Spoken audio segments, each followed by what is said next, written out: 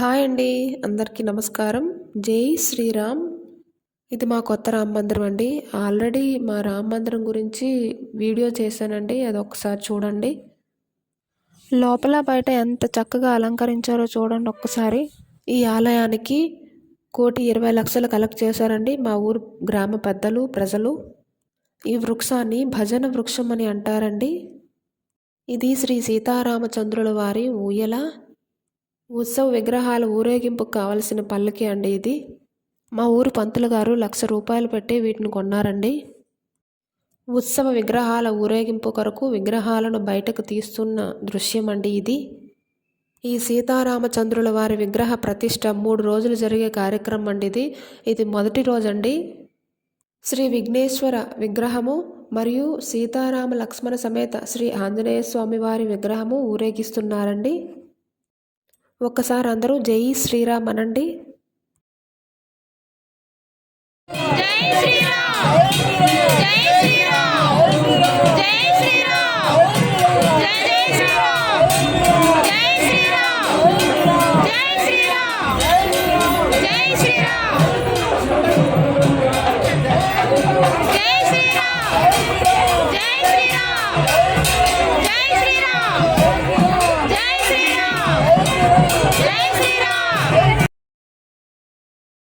మా ఊరి సీతారామచంద్రుల విగ్రహ ప్రతిష్ఠ కొరకు తయారు చేసిన ఆహ్వాన పత్రిక అండి ఇది.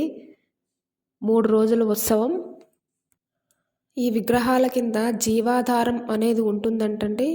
దానికోసం కింద ధాన్యం పోసి విగ్రహాలను పెట్టాలంటండి. విగ్రహాల ప్రతిష్ఠ అయ్యే వరకు ఈ 3 రోజులు ఆ సీతారామచంద్రుల వారి కళ్ళకు గంతలు కట్టే ఉంచుతారంటండి.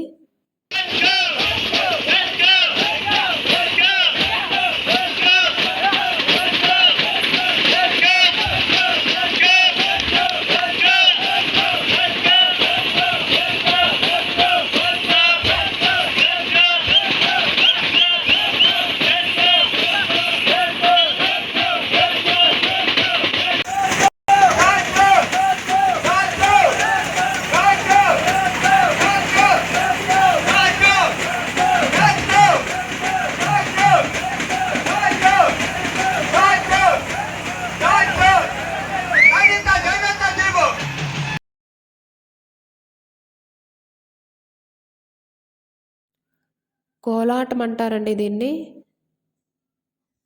వీళ్ళు చూడండి ఎంత బాగా చేస్తున్నారో ఆ సీతారామచంద్రుల వారిని తలుచుకుంటూ. శ్రీ సీతారామచంద్రుల వారి పాటలతో ఎంత చక్కగా చేస్తున్నారండి వీళ్ళు కోలాటం. శ్రీ సీతారామచంద్రుల వారి విగ్రహ ఊరేగింపు అనంతరము విగ్రహాలను గుడి లోపలికి తీసుకొచ్చారండి. ఈ లోపల ముందు ధాన్యం వేసి ఆ ధాన్యం పైన ఈ విగ్రహాలను లైన్గా పెట్టి ఆ మీద ఉత్సవ విగ్రహాలను పెట్టారండి. మీద ఉన్న విగ్రహాలు ఉత్సవ మూర్తులండి ఇవి. వీటిని పూర్తిగా ధాన్యంతో కప్పేశారండి. తరువాత వాటిపై పువ్వులు వేసి పంతులు గారు దానికి హారతి ఇచ్చారండి.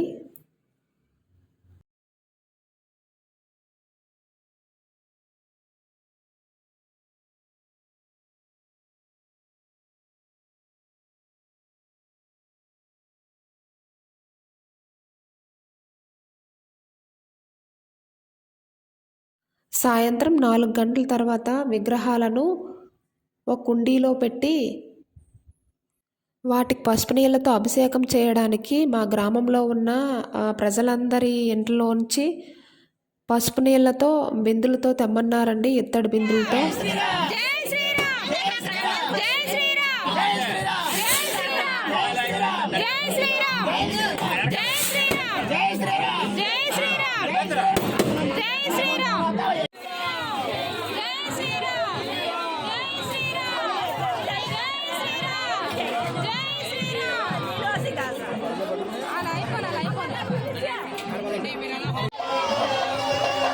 మా గ్రామ ప్రజలందరూ ఈ పసుపు నీటి ఇత్తడి బిందెలతో ఆ విగ్రహాలను ఎలా అభిషేకిస్తున్నారో చూడండి.